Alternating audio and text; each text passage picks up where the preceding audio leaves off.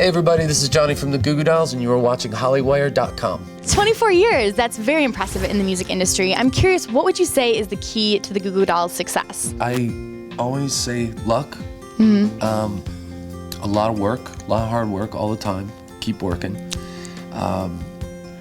and just learn to respect each other's boundaries. If you could go back to any time period in your career, what would it be?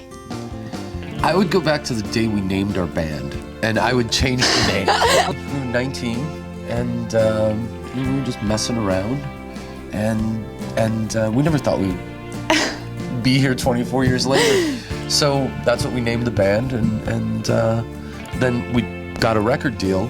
Oddly enough, we get this record deal. You're in too deep then. You're like, what do you do? Basically what happened was we got in a little too deep with it, and we haven't been able to shake it, and now it's too late, so I just sort of ignore it. One that I had, but I thought was a little too dark, was the Suicide Doors. Oh. You know, but it's very different from Goo Goo Dolls. Yeah, It's like the end of the spectrum. Yeah. The music industry has changed quite a bit, and I would love to hear you speak on that, sort of your feelings on it, whether it be good or bad. I think the biggest thing, right, that's changed is that, you know, we have to wear 2 or 3 hats. You know, so, Of course. So we go out, yeah, you know, we do a lot of things that we didn't have to do before. But I'm glad to do them. The old sort of model is fading, and a new one is coming up, and I believe that is sort of a democratization process with the internet. And we learned on this album, before the album came out, that if we played a song off an album that hadn't been released yet, that we could tell people, turn your video camera on and shoot the song and go upload it on YouTube. Yeah. That 2 or 3 days later we'd show up in another city and we would play, and people would be singing along to a song that was not even released. Wow, that's cool. Is there a specific song through the years that you've held a close connection with? Well, Iris, obviously, because that was such a gift to be given that song.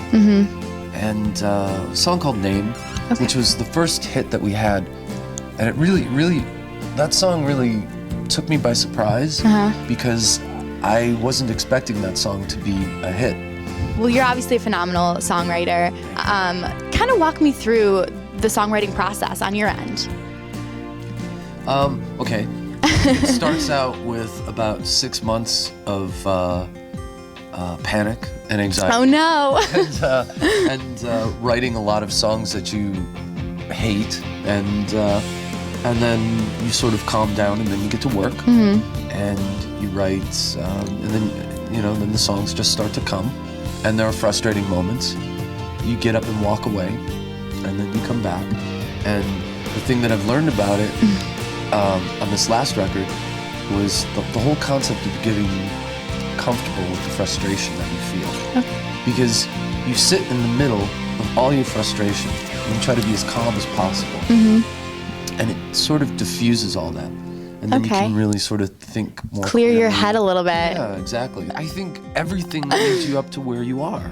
And there were a lot of bad times, but it causes a chain reaction of events that lead you to where you are now. And where I am right now is I'm sitting on the couch with a pretty girl doing an interview. Oh, well, thank you so much for chatting with Hollywire today. You're so wonderful.